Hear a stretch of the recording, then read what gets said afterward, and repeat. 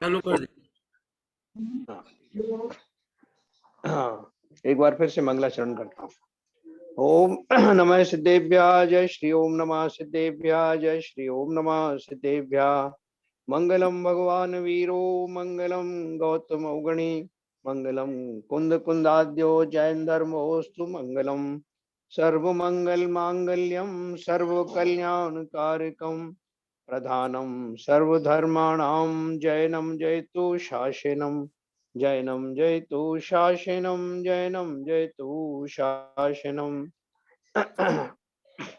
ज्ञानार्णव ग्रंथ का 32वां सर्ग यानी 32वां अध्याय हम पढ़ रहे हैं, जिसमें शुद्धोपयोग के वर्णन के अंतर्गत शुद्धोपयोग को धारण करने वाले मुनि अपने मन को किस प्रकार से तैयार करते हैं, इसकी बात चल रही है। उनका कैसा चिंतन होता है, किन किन चीजों से परहेज होता है, कैसा भेद विज्ञान होता है, कितनी उत्कृष्ट दशाएं होती हैं, और मुनि होने पर भी बहुत सारी क्रियाएं करनी पड़ती हैं। जैसे आपको भगवान की आराधना करना है या भाव से सामायिक करना है, ये सब भी वो करते हैं। वो करने के बीच में उनको जो वो क्रियाएं भी संपन्न हो जाएं और उनमें मन भी ना लगे, मन किसमें लगे, सिर्फ आत्मा में लगे, ये कैसे होगा, ये इसके बारे में हम चर्चा कर रहे हैं। इसके पहले देखो एक 55 नंबर का था, शैलन जी 55 नंबर का जरा लेना।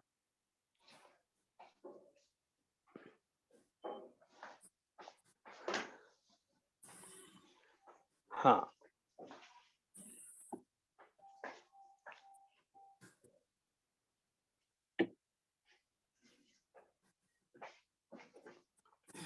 बराबर। देखो इस 55 नंबर को मैं एक बार फिर से आपको बताऊंगा, ऐसा मेरा भाव आया। रूपार्युबल वित्तादि संपत्तिम स्वस्य वांछति, बहिरात्मात् विज्ञानी साक्षात तेभ्यो अपि विच्युतम। जो मैंने आपको इसका अर्थ पहले ही बताया था, एक बार और बताने का भाव आया। इसमें आया जो बहिरात्मा है वह तो अपने लिए सुंदर रूप, आयु, बल, धन इत्यादि चाहता है।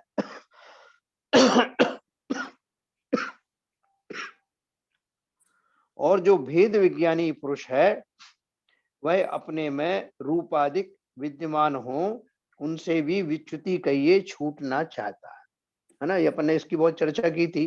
अपन ने कामदेव के बारे में भी पढ़ा था कि जो कामदेव की पोस्ट जो ग्रहण करते हैं, उन्हें भी अपने रूप के ऊपर में ना तो गर्व होता है और ना ही वो उससे किसी तरह से उसी में बने रहना चाहते हैं, उसकी प्रशंसा कराना चाहते हैं। ये अपन ने बहुत पढ़ा था, 3 तीर्थंकरों के बारे में पढ़ा था। जो तीर्थंकर भी थे, कामदेव थे और चक्रवर्ती थे, और उनको किसी तरह का कोई अभिमान नहीं था। तो कामदेव जो है वो मुक्ति की दशा में ही जाते हैं। तो ये अपन ने विस्तार से पढ़ा था। यहाँ मैं इसलिए विशेष रूप से कह रहा हूँ कि हम और आप जो है, हमारी सबकी जो वांछाएं हैं, हम भले ही सामने खुल करके ना बोलें, जिनेन्द्र देव की प्रतिमा के सामने आंख बंद करके उनके गुणगान करते हैं, हाथ लहराते हुए, अरे प्रभु आप धन्य हो, ये है वो है, सब करते हैं। एक बार भी हम मुंह से ये नहीं कहते कि मुझे ये सब चाहिए, क्योंकि अब हम समझदार हो गए ना। इसलिए हम मुंह से नहीं कहते कि जिनका आप भाई साहब निदान करके भगवान से कुछ नहीं मांगना चाहिए, भगवान के सामने स्तुति बिना निदान के, बिना विकल्प के करना चाहिए। बोले साहब मैं बस वही तो कर रहा हूँ, आप कैसे कह रहे हो? मैंने एक शब्द भी कहा क्या? पूछ लो आप आसपास के लोग वालों से। मैंने एक बार भी कहा हो कि भगवान मुझे ये चाहिए वो चाहिए? बिल्कुल नहीं कहा। तो आचार्य कहते हैं केवल ज्ञानियों ने हमारी दशा अच्छी तरह से जानी है, और वो जानते हैं न कहते हुए भी मैं अपने अंतर्मन में इन सब वस्तुओं की आकांक्षाएं निरंतर करता रहता हूं। यहाँ तक कि वो इतने सूक्ष्म भाव होते हैं कि हमें स्वयं को भी प्रकट रूप से समझ में नहीं आते कि मैं इनकी वांछा करता हूं, क्योंकि अनादिकाल की वासनाएं हैं, बहुत गहरी दबी हुई हैं। जब कभी मौका आता है तब वो उभर के आ जाती हैं, लेकिन मैं सावधान रहता हूं कि कोई कह ना दे कि मैंने इनका किसी तरह से आकांक्षा की है। ऐसे भाव बहिरात्मा हैं, जब तक बने ही रहते हैं, हम शब्दों से कहें या ना कहें। अगर वास्तव में हमें भेद विज्ञान नहीं है तो गारंटी से हमारे भाव भले ही वो वचनों में दिखाई ना दें, इन्हीं दशाओं की प्राप्ति के लिए बने रहते। सुंदर आयु, रूप, बल, सुंदर रूप, आयु, बल, धन आदि, ये सब हम चाहते ही रहते। तो जैसा कि पूजन में निकलता है ना, देवशास्त्र पूजन में, पूजन कीनी वरदान मांग, कैसे मिटता संसार स्वांग। संसार से अगर छुट्टी चाहते हो तो निरपेक्ष भाव से पूजन करना। बोले साहब निरपेक्ष भाव से करना तो फिर करूं ही क्यों, मैं तो कुछ ना कुछ अभिलाषा लेकर के ही करता हूं ना। लेकिन वास्तव में उन गुणों की प्राप्ति के लिए, उन गुणों की कौन प्रशंसा करता है, जिसे वो गुण स्वयं को धारण करना हो। किसी को एक्टर बनना हुआ तो वो एक्टर की सोच, जिस एक्टर को वो अपना अभीष्ट मानता है, उसके फोटो लगाएगा पूरे अपने घर में, उसकी सब एक एक मुद्राएं देखेगा, उस जिस मैगजीन में उसका फोटो छपा हुआ है वो खरीद लेगा और उसके तौर तरीके सीख करके उस जैसा प्रयास करेगा। क्यों? क्योंकि उसको अपने जीवन में वो उसका आदर्श है और वो वैसा ही बनना चाहता है। कोई पहलवान है तो जो दारा सिंह है, चांदगी राम है, ऐसे जो पहलवान है उनके फोटो लगाएगा। वो क्या खाते पीते हैं उनकी नकल करेगा। क्यों? क्योंकि वो उनके गुणों से बहुत ज्यादा प्रभावित है, चाहता है कि मेरे जीवन में भी वो सब घटित हो। इसी प्रकार से मैं अगर वास्तव में निरपेक्ष भाव से पूजन आदि करता हूं तो ये पक्का है कि मैं उन जैसे गुणों का ही धारी बनना चाहता हूं। लेकिन अगर मेरे मन में अगर कहीं छोटी मोटी भी आकांक्षा है तो वो उनके गुण और चिंतन से जुड़ी हुई हो जाती है, वो निरपेक्ष भाव नहीं रहता। वो तो मैं ऊपर ऊपर से उनके गुणों की स्तुति कर रहा हूँ, अंदर से तो मेरी चाहत है कि आप सब गुणों की खान है, आप सब सर्वथा समर्थ हैं, मेरा ये काम जरूर कर देना।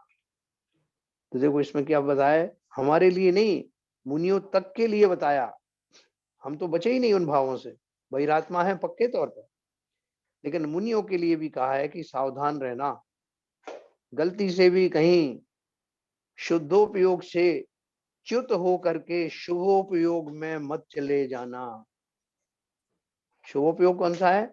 जिसमें अपनी आत्मा का चिंतन तो नहीं, लेकिन ज्ञानी जनों से अनुराग आदि भी हो सकता है। क्योंकि उस भूमिका में शुभोपयोग जो है हमारी जाति का नहीं होता कि हमें पेन चाहिए, पेंसिल चाहिए, हमें रूप चाहिए, यौवन चाहिए, वो नहीं। लेकिन जो उस मार्ग में है उनके प्रति होने वाला अनुराग भी प्रशस्त राग की श्रेणी में आता है। और वो जो साधक हैं, मुनि हैं, शुद्धोपयोग के साधना में लगे हैं, उनको इस तरह के अनुराग भी, उनकी भी उनको अनुमति नहीं है, यानी उन्हें ऐसे अनुराग भी नहीं रखना है। तो आप इससे अंदाज लगाइए कि हमको अपने जीवन में सबसे बड़ी हमसे जो गलती हो रही है वो क्या हो रही है। हम जानते नहीं कि निरपेक्ष भाव से पूजा आदि करने का फल 100 गुना होता है, और जो चीज मैं मांग मांग के थक जाता हूँ वो मुझे आर्त ध्यान की श्रेणी में खड़ा कर देता है। इसलिए कहते हैं ना, बिन मांगे मोती मिले, मांगे मिले ना भीख। हम डरते हैं कि अगर मैंने मांगा नहीं तो मुझे मिलेगा भी नहीं, लेकिन ऐसा है नहीं। इसलिए हम जो इसी भ्रम में पड़े रह करके जब भी हम पूजन अर्चना करते हैं, बड़े बड़े हम तीर्थों में जाते हैं, सिद्ध क्षेत्र है और उसमें जाते हैं, तो वहां उस चमत्कारी प्रतिमा के सामने खड़े होके, साहब मैं इतने दिन बाद आया हूँ प्रभु, अब तो सुन लो मेरी। क्या सुन लो? चमत्कारी मूर्ति को प्रणाम करने में इसलिए तो आया हूँ कि मेरी कुछ कामनाएं हैं, वरना तो सभी मूर्तियां एक जैसी हैं, वीतरागता से भरी हुई हैं। अब जब मैं जाता हूँ तो मेरे अंदर मात्र इतने ही भाव अगर हैं कि ये जो तीर्थ क्षेत्र है इसमें खड़े होकर के मेरे भाव किंचित और अच्छे बन रहे हैं, सुधर रहे हैं। इस पुण्य भूमि पर ऐसी ऐसी प्रतिमाएं निकली हैं, यहाँ के जो पॉजिटिव वाइब्रेशंस हैं वो अवश्य मुझे सही दिशा देने में कारगर होंगे। ऐसा भाव लेकर के चिंतन करना तो तीर्थाटन या चमत्कारी मूर्तियों का दर्शन इस रूप में फलित होगा। है ना। तो ये जो आज से और अभी से जब भी कभी कहीं मैं तीर्थाटन या के लिए जाऊं या अपने ही मंदिर में पूजन आदि करूं, बिना किसी कामना के, बिना किसी याचना के, मात्र उन जिनेंद्र देवों के सदृश हो जाने की कामना करना, पक्के तौर पे, उसमें कहीं भी कोई छल ना हो। चलिए अपन पर चलते हैं 61 नंबर के दोहे पर, जो मैंने कल खत्म किया था। शैलन जी 61 नंबर ले लीजिए।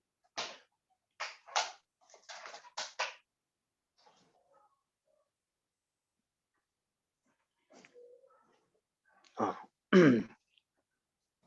वाक्कायाभ्याम पृथक कृत्वा मनसात्मान मभ्यसेत, वाक् तनुभ्याम प्रकुर्वीत कार्य मन्यन चेतसा। अपन ने कल इसका अर्थ किया था, मुनि आत्मा को वचन और काय से भिन्न करके मन से अभ्यास करे तथा अन्य कार्यों को वचन और काय से करे, चित्त से नहीं करे। चित्त से तो आत्मा का ही अभ्यास करे। कल अपन ने विस्तार से बात कही थी कि बहुत सारे जो जीव हैं लौकिक दशाओं में भी, जैसे मैं कहीं किसी काम से जुड़ा हुआ हूँ, आजकल ऑनलाइन सब चलता है, तो ऑनलाइन मेरा जो है, मैं वर्क फ्रॉम होम कर रहा हूँ, तो अपने बॉस से जुड़ा हुआ हूँ फोन से। इस बीच में कोई मेरा बच्चा आया और उसने मुझसे कुछ प्रश्न किया या मुझे कुछ खाने के लिए कुछ ऑफर किया, तो मैं क्या करूंगा, मेरा पूरा संपूर्ण उपयोग तो उस मीटिंग में लगा है। तो जो भी कोई बीच में आता है, कोई व्यवधान पैदा करता है, तो मैं उसको हाथ के इशारे से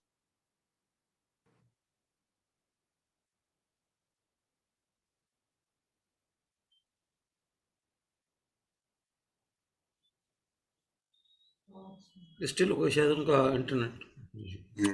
किसी का फोन आ रहा था। अभी आ रही है आवाज? आ रही है। हाँ। तो कोई इशारे से हम उसको मना कर देते हैं, जो भी कोई डिस्टर्ब कर रहा है, क्योंकि मेरा मन उसको उत्तर देने में या उसकी तरफ आकृष्ट होने का बिल्कुल नहीं है, मेरा उपयोग कहीं और लग रहा है। तो ऐसे उपयोग के द्वारा वो उन्होंने इस बात को कहा है कि अगर मुनि आत्मा को वचन और काय से भिन्न करके, जनरली क्या होता है, हमारा मन, वचन और काया तीनों जुड़े रहते हैं, जैसा मन में आ रहा है वैसे ही वचन भी होता है, वैसे ही काया से भी करते हैं।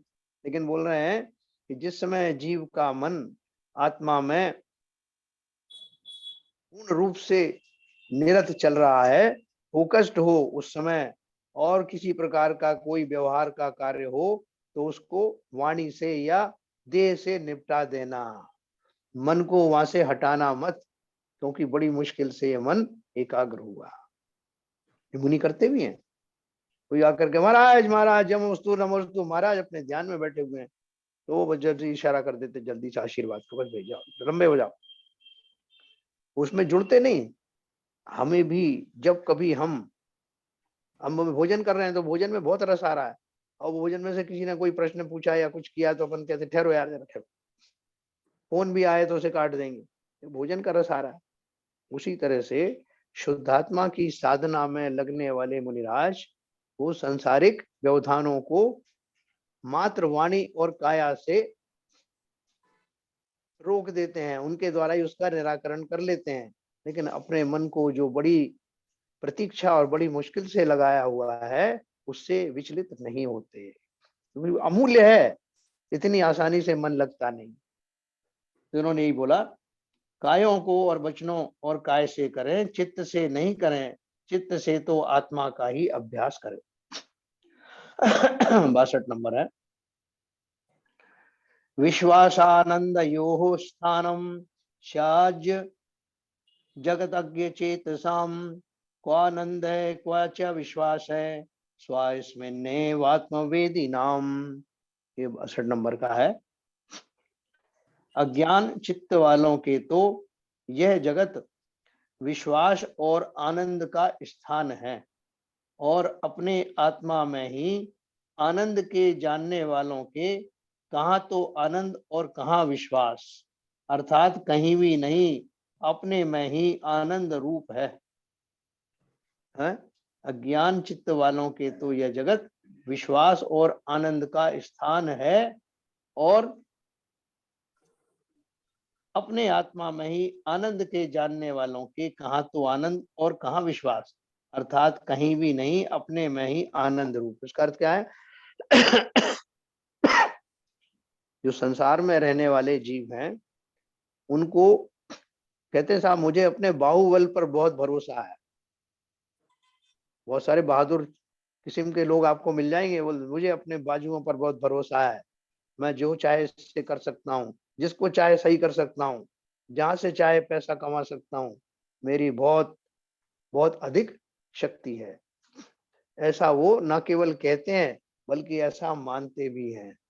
इसलिए संसार में पड़े रहना चाहते हैं और संसार के व्यवधानों, शत्रुओं आदि से अपने सो कॉल्ड बल के द्वारा प्राप्त करने की कोशिश करते हैं।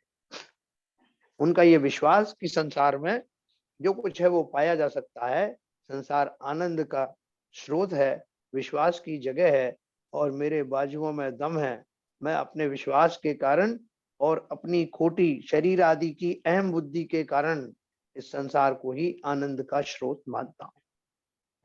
कई बार उनको ऐसी प्राप्तियां भी हो जाती हैं जिससे वो भ्रमित होकर के यही मानते हैं कि भैया किसने देखा है स्वर्ग, किसने देखा है मोक्ष, जो कुछ है वो यही है। इसलिए इस संसार का भरपूर उपयोग करो, भरपूर भोग करो, और अपने सामर्थ्य को, शारीरिक सामर्थ्य को बढ़ाते चले जाओ। ऐसा जितने बहिरात्मा हैं, उन बहिरात्माओं की सभी की यही दशा है। किसी के भी अगर शरीर में बल नहीं है तो वो लाचार है, तभी वो सोचता तो यही है कि काश मेरे अंदर भी ऐसा बल होता, मैं भी करके दिखाता। तो कोई कहे कि साहब आप इतने ज्यादा क्यों पीछे पड़े हो संसार के? बोले अरे फिर क्या करें, संसार में हमें भगवान ने यहाँ बुलाया है, संसार में हमें 2 हाथ 2 पैर दिए हैं, पूरा शरीर दिया हुआ है, इसी के लिए दिया है मैं अपना पुरुषार्थ करूं, और पुरुषार्थ के बल पर मैं अपने शत्रुओं के सर पर पैर रख दूं, जितना चाहे धन कमाऊं। उनका पुरुषार्थ किसको मानते हैं? पुरुषार्थ शारीरिक बल को, अपने छल आदि के की जो विद्याएं हैं। अरे भाई साहब वो मुझे जानता नहीं है, मेरे अंदर में ऐसी ऐसी कलाएं हैं तो किसी को समझ में भी नहीं आएगी और मैं अपना काम कर लूंगा। अपनी छल, मायाचारी, बाहुबल, शारीरिक बल आदि पर भरोसा करता है और संसार को रहने योग्य जगह मानता है, आनंद का स्रोत मानता है। ये लक्षण किसके लिए बताए जा रहे हैं? जो बहिरात्मा है। हम खुद सोचें कि ये लक्षण हमारे अंदर है या नहीं है। हम बोले नहीं साहब बाहुबल के ऊपर तो विश्वास नहीं है, मगर हाँ संसार ऐसा बुरा भी नहीं है जितना आप लोग बताते रहते हो। क्यों? क्योंकि मुझे अभी संसार में जो, इसी संसार में जिसे बहुत झटके लग रहे हैं, कोई बीमार है, कोई दुखी है, कोई इस अवस्था तक आ गया है, कोई धन का दरिद्री है, तो भले ही उसको संसार बुरा लगता है किंचित, और वो इस बात के लिए प्रयत्नशील है कि मेरे ये व्यवधान समाप्त हो जाएं, तो संसार कोई बुरी जगह थोड़े। लेकिन जो मुनिराज हैं उनको कोई भ्रम नहीं रहता, वो जानते हैं संसार में कहीं भी आनंद है नहीं। इसलिए व्यर्थ ही शरीर पर गुमान करना या बाहुबल शरीर आदि बल की आकांक्षा करना सर्वथा मिथ्या है ना। तो ये उनको क्यों संबोध रहे हैं मुनि को? हमको तो संबोध है तो ठीक है, हम तो हैं बहिरात्मा। उनको उनके अंदर में किसी भी तरह की कोई भ्रांति कभी उत्पन्न ही ना हो जाए, इसके लिए ये तैयारी की जा रही है। उनका चिंतन इस दिशा में कभी भटक ना जाए, और भटकता नहीं है ये हमें बताया जा रहा है। तो अर्थात कहीं भी नहीं, अपने में ही आनंद रूप है। अगला है 63 नंबर। स्वबोधात् परम किंचिन स्वान्ते विभ्रयात्मशरम कुर्यात् कार्यवशत् किंचित मनादृत है। आत्मज्ञानी मुनि ज्ञान के सिवाय किसी कार्य को मन में क्षण मात्र भी नहीं धारण करता। यदि अन्य कार्यों को किसी कारण वशता करता भी है तो वचन और काय से बिना बिना आदर के करता है, जो अपन ने ऊपर पढ़ा। यानी मन में तो ज्ञान की ही वासना निरंतर रहती है ना। कोई 4-5 लोग आके आपके सामने बैठ जाएं, उनमें से जो आपका बहुत भला करने वाला है, किसी से बिजनेस डील चल रही है, और 1-2 लोग ऐसे भी बैठे हुए हैं जिनको आप डायरेक्ट मना नहीं कर सकते हो, वो भी प्रभावशाली लोग हैं, लेकिन आपका इंटरेस्ट नहीं है उस तरफ, तो आप क्या करोगे? जो हमारी चर्या होगी, चेष्टा होगी, जिससे हमें लाभ होने वाला है, उसके तरफ पूरा ध्यान लगाते हैं। और जिनको हम चाहते नहीं है लेकिन मजबूरी के बस उनको बिठाल रखा है, उनको बिना मन के हम कुछ ना कुछ करते देते हैं। तो भैया इनको जरा चाय पिला दो, भैया इनको इनको जरा देख लेना। वो भी समझ जाते हैं कि इनका मन और उपयोग हमारी ओर नहीं है। तो वो क्या बोलते हैं कि वास्तव में ज्ञानियों की दशा यही रहती है। कोई संसारी बात करने वाला हो, संसार की कोई स्थितियां हो, उनकी तरफ ध्यान न दे करके अपने ज्ञान की ओर ही मन लगाकर तन्मय होकर के ध्यान देना। ये तैयारी हमारी चल रही है, ये हमें अभी से तैयार किया जा रहा है कि अगर तुम वास्तव में उस दिशा में बढ़ना चाहते हो तो ये सब छोड़ना पड़ेगा। संसार की दशाएं कैसी भी क्यों ना हो, उनके प्रति अगर तुम पूरी तरह कट ऑफ ना भी हो सको, तब भी बेमन से कार्य कर लेना, बेमन से वचन बोल करके या शरीर आदि का प्रयोग करके वो कर लेना। लेकिन मन में तो ज्ञान से भरा हुआ वो आत्म तत्व ही सदैव प्रस्फुटित होते रहना चाहिए। ये सीख है हमारे लिए। आगे बोल रहे हैं बोलेगा मन में तो ज्ञान की ही वासना निरंतर रहती है। अब आप बोलोगे कि वासना शब्द जो है तो वो तो खतरनाक शब्द है, उसको यहाँ क्यों प्रयुक्त किया गया? यह वासना का अर्थ है जो हमारी निरंतर चलने वाली अभिलाषाएं हैं। यहाँ वासना का अर्थ है जैसे हम किसी नशे के आदी हो जाते हैं, उसी तरह से ज्ञान की इतनी आदत पड़ जाए कि ज्ञान की आराधना ही निरंतर चलती रहे, बाकी सब जो है मेरे लिए गौण हो जाए। 64 नंबर का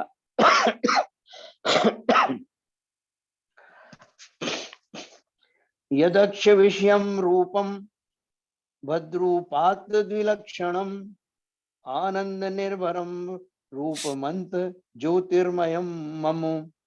आत्मज्ञानी मुनि यह विचारता है कि जो इंद्रियों के विषय रूप मूर्ति है सो तो मेरे आत्म स्वरूप से विलक्षण है। मेरा रूप तो आनंद से भरा अंतरंग ज्योतिर्मयी ज्ञान प्रकाशमय है। हाँ? ये शुद्धोपयोग में रत जो मुनि है वो अब उसका चिंतन बता रहे हैं कि वो कैसा विचार करता है। बोलते हैं वो ये विचारता है कि जो इंद्रियों के विषय रूप मूर्ति है, जो बाहर से मैं जो दिखता हूं, जैसा जो शरीर आदि के द्वारा इंद्रियों के यथा स्थान पर रहने की जो आकार है, जिससे जो आकार बन रहा है, उसे मैं अपने स्वरूप से अलग मानता हूं। वो मेरा स्वरूप है ही नहीं, मेरे आत्म स्वरूप से सर्वथा अलग है, विलक्षण है। और मेरा ये रूप कैसा है? आनंद से भरा हुआ है और ज्ञान की ज्योति इसमें निरंतर स्फुरायमान रहती है। ये जो कल्पना है अभी आपको प्राइमरी स्टेज पे ये बताया जा रहा है। जब धर्म ध्यान का प्रकरण शुरू होगा अगले ही अध्याय में, तब आपको इन सब की आवश्यकता पड़ेगी कि कैसा चिंतन किया जाए। अभी उसकी तैयारी चल रही।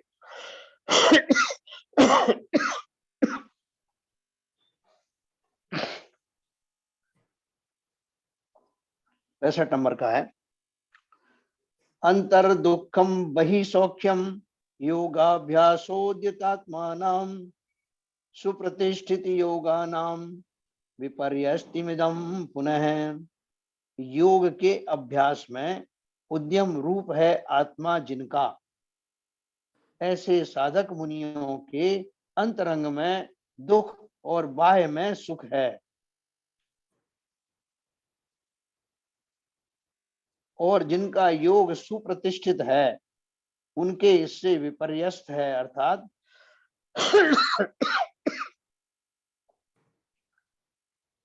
अंतरंग में तो सुख है और बाह्य में दुख है।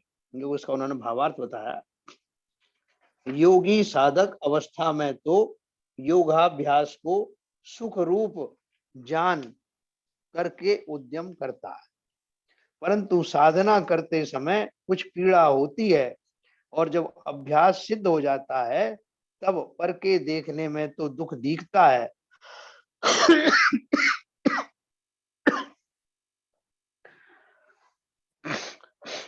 किंतु अंतरंग में सुखी होता है। देखो ये बात कैसे कही उन्होंने, योगी साधक अवस्था में तो योगाभ्यास को सुख रूप जान करके उद्यम करता है। योगाभ्यास का अर्थ यहाँ क्या है?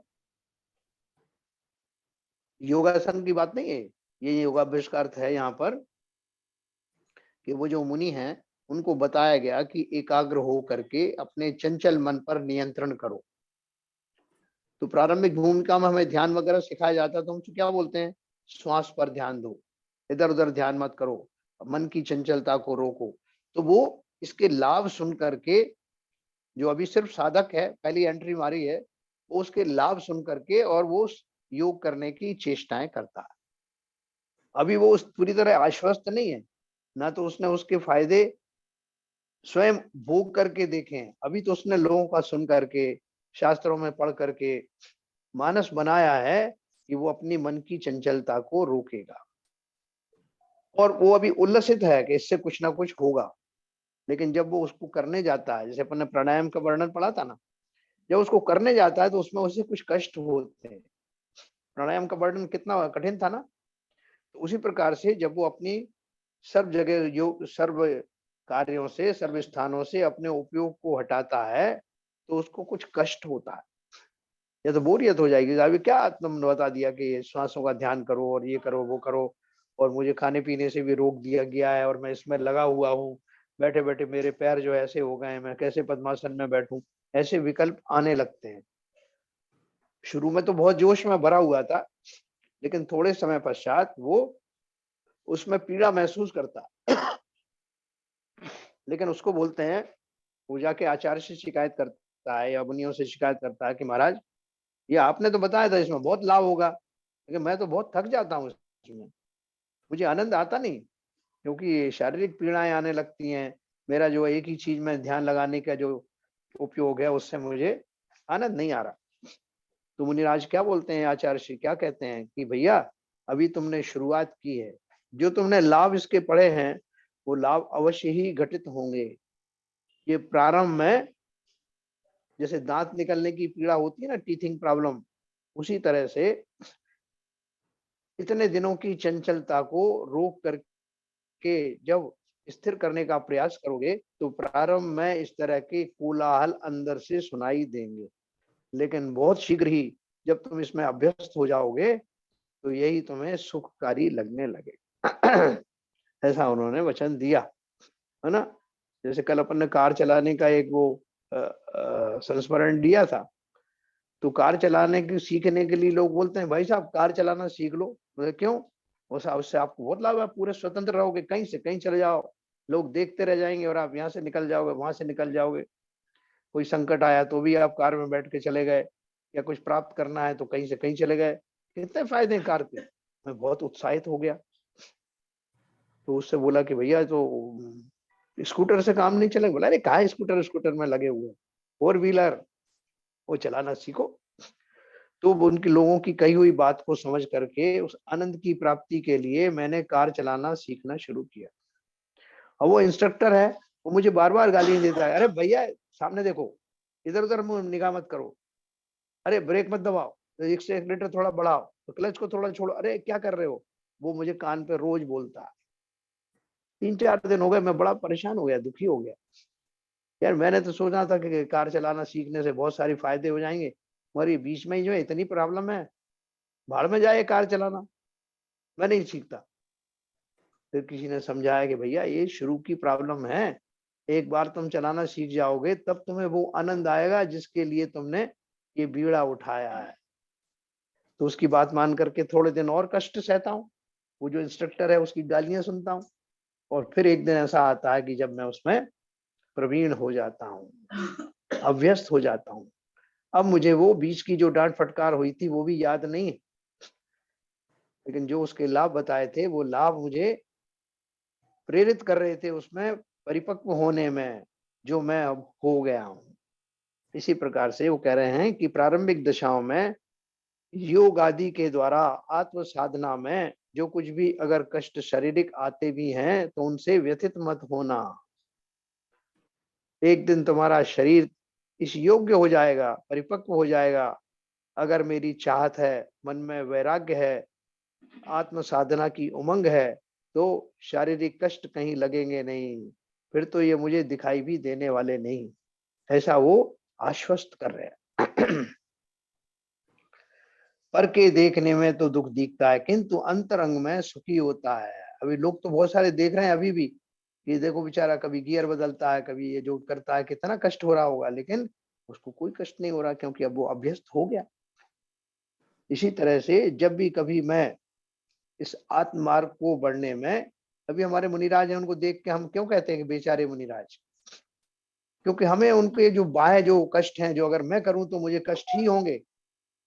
फिर साहब पैर में छाले पड़ जाते हैं। हमने देखा मुनिराज अकेले चलते हैं, जमीन पे कैसे चलते हैं, कैसे ठंडी गर्म में चलते हैं, साहब मेरे से नहीं होगा। क्योंकि उन कष्टों को मैं कष्टों के रूप में देखता हूँ, इसलिए मुझे उस ओर बढ़ने में भी बहुत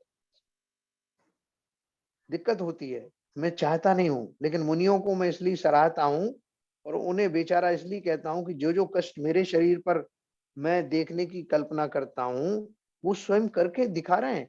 कितना कष्ट होता होगा उनको, इसलिए मैं उनको बेचारा कह रहा हूँ। लेकिन वो बोल रहे हैं कि वो बेचारे नहीं, बेचारे तो हम हैं जो वैसा उपक्रम, वैसी बहादुरी नहीं कर पाते।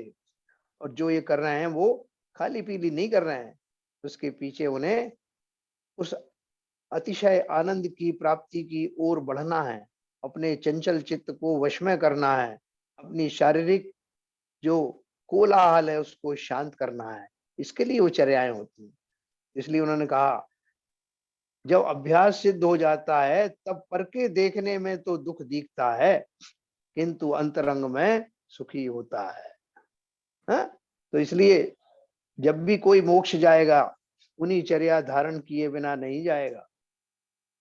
और इस रहस्य को समझना कि जो मुनियों की जो चर्या है उसमें आनंद है, क्योंकि उन्होंने अपनी इंद्रियों और शरीर को समस्त उपयोग सहित एक ही कार्य में लगा दिया है और वो है आत्म साधना। 66 नंबर का देखेंगे। तद विज्ञेयम तदाख्येयम तच्छ्रव्यम चिंतयमेव वा येन भ्रांति मपास्योच्चयी स्यादात्म अन्यात्मनः स्थित है। मुनि जनों को यह करना योग्य है कि जिससे भ्रांति को छोड़कर आत्मा की स्थिति आत्मा में ही हो, और यही विषय जानना चाहिए तथा इसको ही वचन से कहना व सुनना तथा इसको ही विचारना चाहिए। हाँ, क्या बोले? मुनिजनों को यह करना योग्य है कि जिससे भ्रांति को छोड़कर आत्मा की स्थिति आत्मा में ही हो, और यही विषय जानना चाहिए तथा इसको ही वचन से कहना व सुनना तथा इसको ही विचारना चाहिए। देखो संसारी दशा में भी हम वही सुनना चाहते हैं जो हमें अच्छा लगता है, हम वही करना चाहते हैं जो हमें करना अच्छा लगता है। वाणी से, मन से, वचन से, काया से, तीनों से ही हम संसार के वही चीजें करना चाहते हैं जिसमें हमें अच्छा लगता है। लेकिन वो अच्छा लगना हमें संसारी विषयों में अच्छा इसलिए लगता है कि हम उनको अच्छा मानते हैं। और जैसे ही हमारा मोह भंग हो जाए कि संसार में कुछ भी कार्यकारी नहीं है, तब मेरा दृष्टि बदल जाती है, दिशा बदल जाती है। इसलिए भ्रांति को छोड़कर आत्मा की स्थिति आत्मा में ही हो, मतलब ये इनके इन प्रकार है, उन्हीं कार्यों में लगते हैं जिससे मेरी सारी भ्रांतियां समाप्त हो जाएं और मन उसी दिशा में लगे जो मुझे आत्म स्वरूप में पहुंचा दे। उसी की श्रृंखला में चल रहा है ये सब। इसको ही वचन से कहना व सुनना।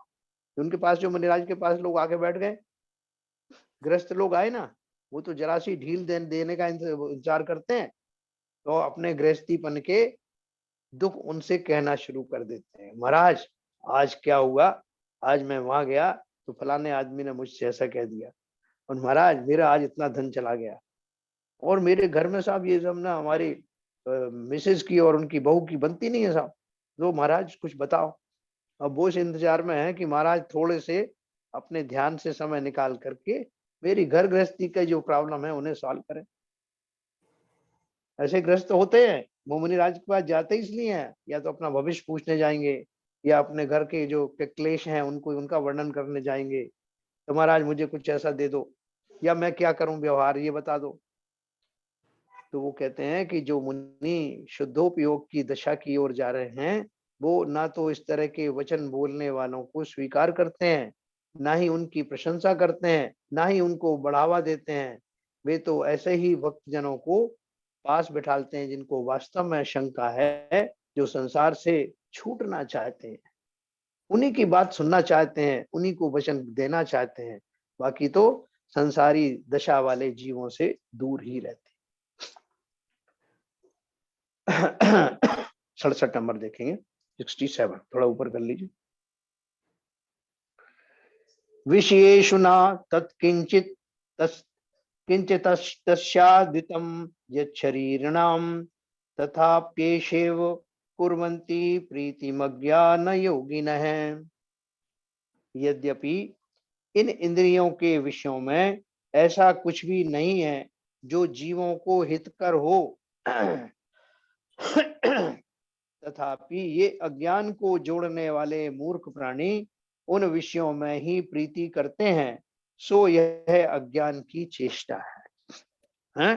क्या बोल रहे हैं? यद्यपि इन इंद्रियों के विषयों में ऐसा कुछ भी नहीं जो जीवों को हितकर हो, तथापि ये अज्ञान को जोड़ने वाले, यानी जोड़ने वाले माने इकट्ठा करने वाले मूर्ख प्राणी इन विषयों में ही प्रेरित करते हैं। अज्ञानी लोग स्वयं तो भ्रमित होते ही होते हैं और जीवों को भी भ्रमित करते हैं। तो बोल रहे हैं ये अज्ञान की जो चेष्टाएं हैं उनसे सावधान रहना।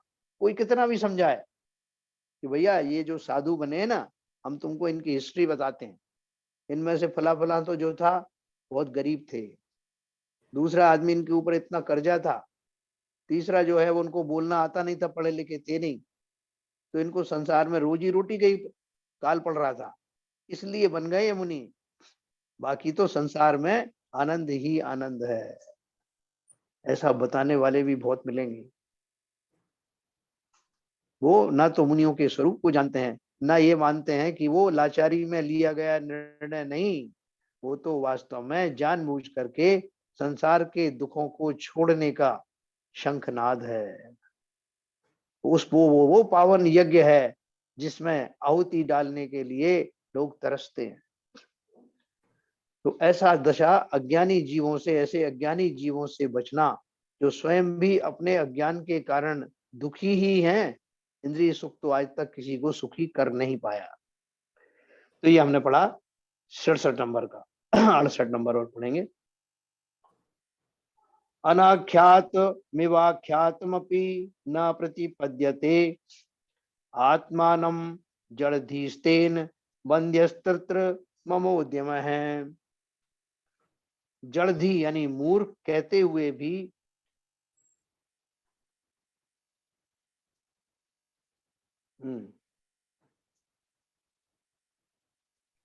अड़सठ लीजिए। अरे ये लास्ट चैप्टर पहुंच गया गलती से। हाँ ऊपर, थोड़ा सा ऊपर 27 पे आ गया, 68 पे चलना है। 68। हाँ थोड़ा नीचे। हाँ बस बस। अनाख्यातमिवाख्यातमपि न प्रतिपद्यते आत्मानं जड़धीस्तेन बंदेस्तत्र ममोद्यम है।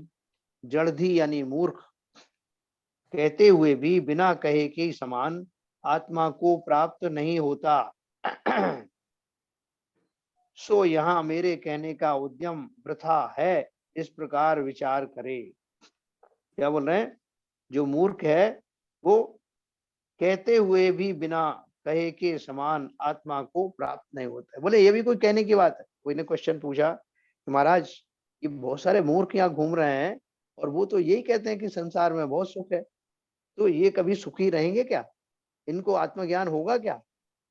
तो उन्होंने कहा ये भी कोई पूछने वाली बात है, कहने की बात है क्या? ये तो बिना कहे बिना पूछे ही स्वयं सिद्ध है कि जो जड़मती हैं, मूर्ख हैं, जिन्हें अपने स्वरूप का ही पता नहीं है, वो कब मुक्ति को प्राप्त होंगे, कैसे होंगे प्राप्त? यही उन्होंने कहा। मूर्ख कहते हुए, जड़धी यानी मूर्ख कहते हुए भी बिना कहे के समान आत्मा को प्राप्त नहीं होता। सो यहाँ मेरे कहने का उद्यम वृथा है, मतलब ये कहने की जरूरत नहीं। एक और पढ़ेंगे अपन 69। तन्नाहम यन्मया किंचित प्रज्ञापयति मिष्यते यो अहम न स परग्राहस्तन्मुधा बोधनोद्यम है। जो कुछ मैं पर को जानना चाहता हूँ सो मैं वह आत्मा नहीं हूँ। जो कुछ मैं पर को जानना चाहता हूँ सो मैं वह आत्मा नहीं हूँ, और जो मैं आत्मा हूँ वह आत्मा पर के ग्रहण करने योग्य नहीं है। इस कारण मेरे पर के संबोधन का जो उद्यम है सो वृथा है। क्योंकि आत्मा आपसे ही जाना जाता है, पर का कहना सुनना निमित्त मात्र है, इस कारण इसमें आग्रह करना वृथा है। तो क्या बात कही उन्होंने? जो कुछ मैं पर को जानना चाहता हूँ सो मैं वह आत्मा नहीं हूँ, यानी आत्मा में पर को जानने का सामर्थ्य नहीं है। बोले क्या बात कर रहे हो साहब, केवल ज्ञान में तो हमने सुना है कि वो स्व और पर दोनों को जानता है। आप बोल रहे पर को जानने की जरूरत नहीं है, ना वो उसका सामर्थ्य है। सामर्थ्य का अर्थ क्या है? केवल ज्ञान में भी उस ज्ञान की स्वच्छता के कारण परद्रव्य झलकते हैं, आत्मा तो उनको जानने की चेष्टा करता ही नहीं। ठीक उसी प्रकार तो बोल रहे हैं कि जो पर को जानने की का ध्येय बनाकर चल रहा है वो वास्तव में आत्मा है ही नहीं, अर्थात उसे आत्मस्वरूप का ज्ञान ही नहीं। और जो मैं आत्मा हूँ वह आत्मा पर के ग्रहण करने योग्य नहीं। समस्त आत्माएं स्व के द्वारा ही ग्रहण की जाती हैं, पर के द्वारा ग्रहण होती नहीं। नहीं तो मैं आपसे कह देता कि भाई साहब मेरी आत्मा के बारे में थोड़ा सा आप जान के मुझे बताओ, मेरी आत्मा क्या चाहती है, मेरी आत्मा में कितने गुण हैं, मैं अभी कहाँ तक पहुंचा हूँ, ये आप मुझे बताओ और बदले में मैं आपकी आत्मा के बारे में बताऊंगा। हाँ, ऐसा आदान प्रदान यहाँ होता नहीं। जीव आत्मा स्वयं को ही जान सकती है, स्वयं को ही जान पाती है, स्वयं को ही जानना है। यहाँ तक कि हमें तो पंच परमेष्ठी के बारे में भी जो आलम्बन है वो यथा स्थान पर छूट जाता है, छोड़ देने का ही उपदेश चलता है। क्योंकि कोई भी जीव तब तक मोक्ष दशा को प्राप्त नहीं होता जब तक किंचित भी पर के बारे में जानना समझने का भाव बना रहे। पर वस्तुएं नहीं, पर आत्माओं की बात भी चल रही। तो जो कुछ मैं पर को जानना चाहता हूँ सो मैं वह आत्मा नहीं हूँ, और जो मैं आत्मा हूँ वह आत्मा पर के ग्रहण करने योग्य नहीं। इस कारण मेरे पर के संबोधन का जो उद्यम है सो वृथा है भाई साहब, मैंने उनको बहुत समझाया, सारी रात समझाया सा, लेकिन उनको समझ में नहीं आया। तो एक तो इस तरह से पल्ला झाड़ देता है कि मैंने अपना नेकी की और कुएं में डाल दिया। दूसरा कहता भाई साहब मैंने उनको एक बार समझाया और चमत्कार हो गया, तुरंत काम हो गया। तो ये दोनों ही दशाएं कैसी हैं? ये खाली जब जीव समझना चाहता है तब अपनी ही योग्यता से समझता है, मेरे कहने से कोई लाभ नहीं, ये ज्ञानी जानते हैं। बोले जानते हैं तो फिर क्यों समझाते हैं? बोले समझाने का भाव उनको आता है, लेकिन साथ साथ ये भी जानते हैं कि मेरी जो समझाइश है वो उन्हीं जीवों को निमित्त बनेगी जिनकी काल लब्धि आ गई है। जिनकी योग्यता उस लेवल तक आ गई है, तो मेरा ये उपदेश उनके लिए निमित्त रूप से कार्यकारी हो सकता है। बाकी तो मैं किसी को समझा सकता नहीं, मेरा समझाना व्यर्थ ही है। सो वृथा है, क्योंकि आत्मा आपसे ही जाना जाता है। मैं किसी को समझा के थोड़ी दे सकता हूँ भाई साहब आप परेशान मत हो, आपको आत्मा समझ में नहीं आ रही, मैं आपकी आत्मा का अभी आपको समझा देता हूँ कि आपकी आत्मा कैसी। तो कोई किसी को समझा पाया क्या? नहीं तो वो आदिनाथ भगवान अपने वो मारीच वाले जो पोता था उसको ही समझा देते ना कि भैया वेद विज्ञान समझो, तुम 24 में तीर्थंकर बनोगे, इसका रहस्य भी समझना। उसको नहीं समझना था तो नहीं समझा, और जब समझ में आया तब तक वो 24 में तीर्थंकर के भाव में पहुंच चुका था। तो इसलिए उन्होंने बहुत उससे कहा कि खेद खिन्न मत होना। आचार्य ने मुनिराजों को भी समझाया, हमको भी समझाया कि अगर तुम्हारे कथन से कोई समझ जाए तो उसका दंभ मत करना, ना समझ पाए तो उसका खेद मत करना, क्योंकि हम किसी परजीव को उसकी आत्मा के बारे में समझा ही नहीं सकते। ये कार्य तो सबको स्वतः ही स्वयं ही करना पड़े। आत्मा आपसे ही जाना जाता है, पर का कहना सुनना तो निमित्त मात्र है, इस कारण इसमें आग्रह करना वृथा है। देखो ये जो बात अपन ने पढ़ी है ये एक सिद्धांत है। इस सिद्धांत के बल पर संसार में अगर हम फेल हो जाएं, मैं साहब अपने बच्चों को बहुत समझाता हूँ, पत्नी को समझाता हूँ, मगर वो साहब कोई समझते ही नहीं है। अब महाराज मैं आपके पास ले आता हूँ, आप समझा दो, है ना।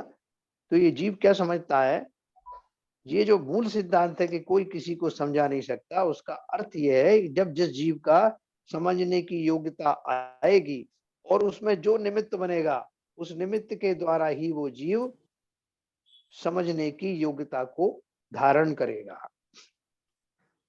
इसलिए वृथा में ही परेशान मत होना, परिवारजनों में भी समझाने का जितना भाव आ सकता है वो करें, उसके अलावा अगर कोई ना समझ पाए तो उसमें खेद खिन्न होने की आवश्यकता नहीं, है ना। अभी आपका कोई प्रश्न हो तो पूछ सकते हैं। नहीं तो ये तो क्वेश्चन आप अब शुरू से ही जो सिद्धांत में आपने स्टार्टिंग में बताया है, एक जी। वस्तु दूसरे वस्तु को कोई प्रभाव नहीं डाल सकती, हाँ और जो भी वस्तु की जो भी वस्तु से कुछ भी तैयार होती है वो उसकी खुद की उपयोगिता होती है। जी। और अपन ने वो कुमार वाले चैप्टर पे तो कई महीनों तक डिस्कशन किया उस पर। तो यदि बार बार बात घूम के वहीं आ रही है सारी, कि जिसकी जो उपयोगिता है वो अपनी खुद ही उपयोगिता को उसको निकालना है। ये अपन बार बार पढ़ेंगे तो ये जो रिवीजन है ना, ये हमको रिवीजन पक्का विश्वास दिला देगा कि ऐसा ही है, ये किसी और एक ग्रंथ में नहीं। हाँ बोलिए। तो ये क्लैरिटी हो गई तो खेद खिन्न तो वैसे ही खत्म हो जाएगा। बस आप बिल्कुल देखो, जो हम संसार में दुखी होते हैं 90% टाइम तो हम इससे दुखी होते हैं। कोई बोलता है मेरी पत्नी मेरी बात नहीं मानती और मैं बिल्कुल लॉजिकल बात कहता हूँ, कोई बोलता है कि मेरा पति नहीं मानता या किसी के बच्चे नहीं मानते। अरे साहब समझा समझा के हार गए। ना आजकल वो चल रहा है ना कि सब सब स्क्रीन देखते रहते हैं बच्चे, सब बिगड़ते जा रहे हैं। ये सब लोगों को इस बात का बड़ा अफसोस है। सब अपने अपने तरीके से मारपीट करके समझा करके सब कुछ कोशिश करते हैं, लेकिन ये कोशिश करने की प्रॉब्लम नहीं है। प्रॉब्लम क्या है, इस सिद्धांत को ना समझ पाने के कारण जिसको प्रताड़ना दिया जा रहा है वो तो प्रताड़ित हो नहीं रहा है, उससे ज्यादा प्रताड़ित तो समझाने वाला हो रहा है। तो क्या करें, समझाए नहीं क्या? बताओ आप लोग समझाने की कोशिश करें कि नहीं करें? ये इसमें तो मेरा एक क्वेश्चन है हाँ। कि हम मोबाइल छोड़ने को राजी नहीं है, बच्चों से कहते हैं मोबाइल छोड़ दो। बराबर, बिल्कुल सही बात। तो जो अपने को छोड़ना है पहले अपन छोड़ के उदाहरण तो प्रस्तुत करेंगे, हम खुश रह सकते हैं, हाँ, आनंद में रह सकते हैं। जो कराना चाहते हैं वो करके दिखाएं खुद आचरण में। तो देखो ये जो दशाएं हैं इनमें भले ही हम शुद्धोपयोग के उच्च स्तर की बातें कर रहे हैं, लेकिन हमारे स्तर पर भी अगर हम उनको घटाना चाहें तो अवश्य ही घटा सकते हैं। घर गृहस्थी में भी कौन किसको समझा सकता है। मैं निमित्त तो हो सकता हूँ, मेरे भाव भी आते हैं समझाने के, लेकिन सुधर जाए तो ऐसी होनार थी, ना सुधरे तो ऐसी होनार थी। मैं उसमें तटस्थ रह करके खेद खिन्न हुए बिना, और मैं खेद खिन्न नहीं होऊंगा तो नए नए उपाय भी मुझे सूझेंगे, वरना मैं फ्रस्ट्रेटेड हो जाऊंगा। मुझे सब सब करके देख लिया साहब, मैंने तो हाथ जोड़ लिए, कुछ नहीं होता। फिर मेरे अंदर नई ऊर्जा नहीं भरी रहेगी। दूसरों को समझाने की बात तो छोड़ो, स्वयं को समझाने की बात भी करो। आज तक मैं अपने आप को नहीं समझा पाया, दूसरे को क्या समझा है? क्या सिविजन साहब? देखिए, आपने 2 प्रश्न किए। हाँ पहला प्रश्न तो बैकग्राउंड में चला गया जी, कि हमको समझाना चाहिए कि नहीं समझना चाहिए, समझाना चाहिए। हाँ बोला। वो बात यह है कि जब तक हम ग्रस्त में हैं, व्यवहार रूप से जो हमारी जिम्मेदारी है वो तो हमें पूरी करनी है। जी हम मगर उसमें इतना ही अंतर रखना है, समझाने के बाद जो उचित समझो है, समझाने के बाद अपना कार्य खत्म हो जाता है। वो समझे नहीं समझे ये उसके ऊपर छोड़ देना चाहिए, उसके ऊपर हमें खेद खिन्न नहीं होना चाहिए। ले अपन कर सकते हैं क्या, या किसी को कहें तो मान जाएगा ये बात? नहीं कर सकते, अपने को करना ही है प्रैक्टिस में अपने को। देखिए, कोई माने ना माने, बात तो वही है ना। मानने न मानने वाली बात तो हमें माननी नहीं है। अपना तो जो जो अपने को जिम्मेदारी है पूरी करके उसको छोड़ देना चाहिए, खेद खिन्न नहीं होना चाहिए, उसकी प्रैक्टिस करना चाहिए, बराबर, बहुत बढ़िया, रमना चाहिए।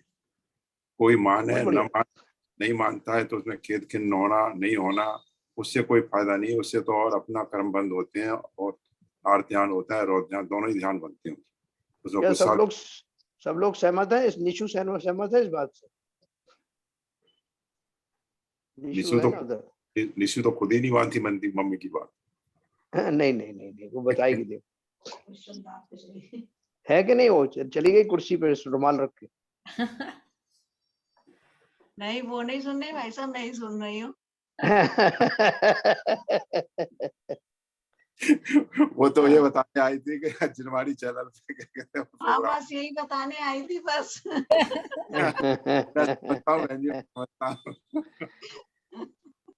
हाँ, तो चलो अपन जो सुन रहे हैं, हमारे मन में ये आता ना कि ये मेरी बात तो सुनता नहीं, इसको किसी महाराज के पास लेके जाऊं, उनकी जरूर सुनेगी, है ना। लेकिन ये जो मूल सिद्धांत है, इस सिद्धांत को अगर हम जान लें, भले ही हमको ये लगता है कि हो सकता है कि उसका निमित्त ऐसा ही लिखा हो समझने का, तो हम किसी बड़े व्यक्ति के पास या उसके पास ले जाए, वो भी ठंडे मन से, बिना विचलित हुए, बिना आकुलित हुए, अगर हमें ऐसा कोई उपाय सूझता हो, कई बार वो कार्यकारी भी होता है, ऐसा नहीं है, क्योंकि निमित्त कौन सा होगा ये हमें नहीं पता। तो वो अगर हमें कोई दूसरा उपाय भी सूझता है तो वो उपाय अवश्य कर सकते हैं, लेकिन सिद्धांत यही धारण करना कि जरूरी नहीं कि वहां भी समझ जाए, या अगर समझ जाता है तो सिद्धांत फिर भी बाधित नहीं होता। सिद्धांत में यही लिखा है कि जिसकी काल लब्धि आ गई, जिसकी होनार वैसी होनी है, जिस निमित्त पूर्वक वो समझना होगा वही निमित्त काम में आता है। इसका अर्थ ये नहीं कि मैं निमित्त ढूंढने लगूं, वो निमित्त भी अगर मेरे दिमाग में कुछ आता है तो ट्राई करके देख सकते हैं, अगर वही निमित्त होगा तो हो जाएगा। लेकिन खेद खिन्न नहीं होना बहुत बड़ा अभ्यास है ये, हमारा वैसे मन मानता है क्या? वैसे तो भाई सब वैसे तो सब यहाँ पर साहब हमारे भी सब। अच्छा बाबू जी बोलिए, हाँ बोलिए बोलिए बोलिए। हाँ, बोलो बाबू जी। वो समझने वाली भी आत्मा है और जिसको समझना वो भी आत्मा ही है। जी केवल हम तो निमित्त बन रहे हैं, हाँ और निमित्त को आप कर्ता मान के चलोगे तो हमारा भ्रम है। इसीलिए हमको जो है खेद खिन्न होते हैं कि हम कर्ता मानते हैं अपने आप को। बराबर, बिल्कुल सही कहा आपने। जिस दिन हम अपने आप को कर्ता मानना बंद कर देंगे और आत्मा को ही सब हम कोई कोई जो ये हमारी जो हम है, हम ही को समझाना है, हमको हमें ही समझाना है, कोई दूसरा नहीं समझाएगा, हमको हमें ही समझाना है। केवल बिल्कुल सही दूसरा तो केवल निमित्त मात्र है। बस निमित्त ये को अगर कर्ता सिद्धांत मत समझोगे, मानना। निमित्त भी बिल्कुल जब सही है जब हो जाए, जब मन ये जाए। हाँ, ये ये भी तो बात बात सही है। बाबूजी ने बिल्कुल आध्यात्मिक बात कही है। हाँ, बात कही है। तो निमित्त भी जब है, जब सामने वाली बात मान जाए तो आप निमित्त बन सकते हो। जरूरी नहीं बराबर, कि ये आप बात निमित्त हो, आपने बात बताई और आप बोलो मैं निमित्त हूँ, वो भी नहीं है। हाँ, क्योंकि वो कार्य तो बात तो पूरा, बाबूजी पहले बहुत पहले से कहते हैं। हाँ, हाँ, कार्य तो पूरा संपादन हुआ नहीं। और मैं एक थोड़ा जोक के हिसाब से कह रहा था कि हम सारे जी, लोग भुक्तभोगी हैं। हमारा पक्का एक्सपीरियंस है। हमने सबने अपनी अपनी पत्नियों को या पत्नियों ने हमको चेंज करने की सब तरह से कोशिश की होगी, और जी, लास्ट में हमको 20-25 साल के बाद में ये रियलाइजेशन हो गया कि ना हम उनको चेंज कर सकते और ना वो हमको चेंज कर सकती। तो ये तो हमारा सबका एक्सपीरियंस माना हुआ है। हाँ, घर घर की कहानी है कि साहब उसको मैंने बहुत समझाया, इतना समझाया, वो माना नहीं। इस बात का अब तक अफसोस है। तो ये अफसोस क्यों है? क्योंकि मैंने ये माना था कि मेरे वचन खाली नहीं जाएंगे, लेकिन चले गए। इसका अफसोस है। क्या आज वो नहीं है क्या हमारे ललित जी? ललित जी है ना, सामने तो है। अच्छा, जी जी। हाँ, ललित जी ये का ललित कोई जी, कमेंट नहीं आया, कुछ कमेंट नहीं आया। मैं समझता हूँ कि ये जो हमारे कषाय है उनकी वजह से ही हम इतना किसी को, या तो अगर घर के का व्यक्ति है तो राग है इसलिए हम उसको कहते हैं कि भाई ऐसा कर ऐसा कर, और या अगर हाँ, कोई बाहरी व्यक्ति है जैसे ऑफिस में है तो हमारा मन कषाय आ जाता है कि भैया ये मैंने बात कही और नहीं मानी। तो इस कषाय के चक्कर में ही हम लोग ये सब परसुएट करते हैं लोगों को हाँ, अपने तो अपन कषाय दोनों के तरह मान के की जो, पूर्ति के लिए, राग की पूर्ति के लिए। तो आप सही कह रहे हो, अगर वही तो अगर है। हमारे ये कषाय मंद हो जाएंगे तो हम जीव समझ जाएंगे कि जीव स्वतंत्र है एक्चुअली। ये तो जानते हैं जीव स्वतंत्र है, पर राग क्यों मंद नहीं, इसलिए हम फिर भी कोशिश करते हैं। हाँ, बिल्कुल सही है। देखो, नहीं, राग होना तो एक बात है, भाई मेरा राग है इसलिए अपने बच्चे को समझाता हूँ मैं। लेकिन ये सिद्धांत, अगर जरूरी नहीं कि दोनों चीजें मेरे साथ एक साथ घटित हो। ये सिद्धांत की मैं कोई किसी को समझा नहीं सकता। अगर ये सिद्धांत नहीं है तो मैं फ्रस्ट्रेटेड हो जाऊंगा। राग के हाँ हाँ। होते हुए भी फ्रस्ट्रेटेड नहीं होने के लिए ये सिद्धांत काम करेगा। आप सबको समझाने तो जाओगे नहीं, अपने बच्चों को ही समझा रहे हो ना, क्योंकि राग है आपका। लेकिन ये सिद्धांत अगर आपके पास है तो आप जल्ला के ये नहीं बोलोगे भाड़ में जाओ तुम, मैंने तो कह दिया तुमसे 10 बार। ये वचन आएंगे नहीं, क्योंकि मैं फ्रस्ट्रेटेड हो गया हूँ। मैं सोचता हूँ माँ बाप की जो भूमिका है वो मैंने पूरा निर्वाह किया। लेकिन फिर भी ये नहीं संभल रहा, सुधर रहा। तो और चूंकि उन बच्चों पे मेरा प्रभुत्व चलता है, इसलिए मैं उनको कह सकता हूँ कि भाड़ में जाओ। अपने बॉस को तो ये भी नहीं कह सकता कि आपको मैंने कितना समझाया, आप मानते नहीं हो, भाड़ में जाओ। कभी कहा किसी ने? तो ये हमारे जो वचन है, भले ही हम किंचित धार्मिक भी हो जाएं, सांसारिक कार्यों में लगे, पूजन पाठ आदि भी करते रहें, लेकिन इस सिद्धांत का जब तक बहुत ज्यादा अभ्यास नहीं हो, जैसे विश्वजन साहब कह रहे थे, बाबूजी कह रहे थे, ऐसा अभ्यास जब तक नहीं होगा तब तक हम इस दशा से बाहर नहीं आने वाले। और लोगों में और हम में कोई विशेष फर्क नहीं रहने वाला। क्या हरपिजन साहब? बिल्कुल सही कह रहे हैं आप, लेकिन फिर भी थोड़ा सा, जैसे वो कहे कुमार ठोक ठोक के ऐसे करता चारों तरफ से, तो कुछ तो असर होता है, ऐसी बात नहीं है। आप ठोका पीकी कर रहे हैं चारों तरफ से, तो कहीं ना कहीं तो कोई हाथ निकल के आ ही जाएगा, कोई शेप ले लेगा, ऐसी उम्मीद है। नहीं, आरपी जैन साहब तो बहुत प्रैक्टिस करते हैं इस चीज नहीं, पर। पहले पहले बोला था ना, करत करत अभ्यास के जड़ मत हो। जड़ मत हो सुजान, या मटके का और रस्सी का, इन हाँ, सब के कुएं पर कुमार इसी उम्मीद में रहता है कि उसको बनाई उदाहरण। देगा, ऐसी बात नहीं है। आरपी जैन साहब तो इसका बहुत प्रैक्टिकली प्रैक्टिस कर रहे हैं सर, उनको देखा है। बिल्कुल सही करते हैं। करते हैं। मतलब जैसे अलग अलग के जो है कैटेगरी के जो फ्रस्ट्रेशन होते हैं। कोई एक बार कहेगा, 2 बार कहेगा, 4 बार कहेगा, तो अपना बोलते साहब क्या करें साहब, कुछ मानते ही नहीं है। एक ये फ्रस्ट्रेशन हुआ। एक है उनको डांटने लगेगा, बेवकूफ हो तुम, मैं तुम्हारे फायदे के लिए कह रहा हूँ, तुम्हारे समझ में नहीं आता। ये दूसरी तरह का आक्रोश है। तीसरा ये कि साहब मैंने सब तरह करके देख लिया, लगता है उसके नसीब में ही नहीं है, ये चौथे तरह का है। ऐसे उसमें अलग अलग कैटेगरीज हो सकती हैं। बिल्कुल। एक पांचवी तरह का भी है सर, मैंने जी, तो अपना बता दिया, भाई तुम्हारे समझ में आए तो ठीक है, नहीं है तो अपने पास रखो। हाँ, वो जो दशा है, ये जो अंतिम इन्होंने बताया है, उस भाव को लाने की चेष्टा करना। एक बाद में भी क्वेश्चन दुखी मत होना। एक हाँ, क्वेश्चन है यहाँ पर मेरा, सभी से क्वेश्चन है वो मेरा। हाँ वो बोलिए। क्वेश्चन ये है कि हमको अपने किसी अपने सहयोगी के बच्चे को समझाना हो और हाँ, उसको बताना हो, तो हम बड़े सिस्टमेटिक और उसको बड़े मतलब जिसे कहते हैं ना कायदे से बात को बताते हैं, हाँ, सिस्टमेटिक मेथोडिकल। बातें हैं, और वो कायदा मेथोडिकली, जो है यस। अपने बच्चों के लिए भूल जाते हैं। उसका कारण ये, हाँ, उसका कारण मैं जवाब देता हूँ। हाँ, जब जब उसको बताते हैं, उस समय आप अपने को अथॉरिटी नहीं समझते हैं, हाँ, और जब पड़ोसी को किसी और को बोलना, मानते बराबर। हैं, हम we take it for granted, ये तो मेरा करेक्ट। अधिकार है, तो उसको हाँ, सिस्टमेटिक बताने की जगह ऑर्डर के रूप में बताते हैं, आज्ञा देते हैं उसको। तो ये अंतर है। क्यों राग लगा हुआ है मेरा कि मेरा बेटा सुधर जाए? यस। और वो उसमें एक उसमें और जो का, दूसरा, जो बैकग्राउंड में जो आरपी जैन साहब ने कहा कि बहुत बड़ा, बहुत उत्कृष्ट श्रेणी का हाँ, राग लगा हुआ है आपके साथ। बराबर। जो तो दिखाई इसलिए वो नहीं देता लेकिन लगा हुआ है। एक यस। जोक आया था ना, इसीलिए कि किसी ने वो काम वाली बाई को डांटा, तो बाई बिफर गई, बोले तो आपने क्या मुझे अपनी पत्नी मान समझ रखा है क्या?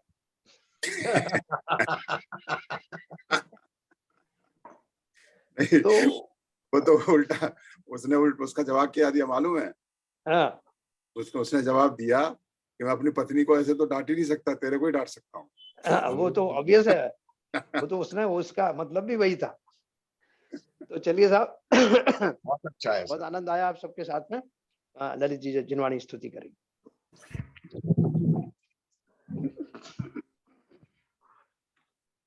मिथ्यातम नाश विको ज्ञान के प्रकाश विको आप पर भास विको भानु शिव खानी है। छहो द्रव्य जान विको बंध वेधि भान विको स्वपर पिछान विको परम प्रमानी है। अनुभवताय विको जीव के जताय विको काहू न सताय विको भव्य और आनी है। जहाँ तहाँ तार विको पार के उतार विको सुख विस्तार विको यही जिन वाणी है। हे जिनवाणी भारती तो है जबूंदर रैन, जो तेरी शरण गए सो पावे सुख चैन। या वाणी के ज्ञान से सूझलो कालो, सो वाणी मस्तक धरो सदा देते हैं धो, सदा देते हैं धो। जिनवाणी माता की जय। जय। नमोकार।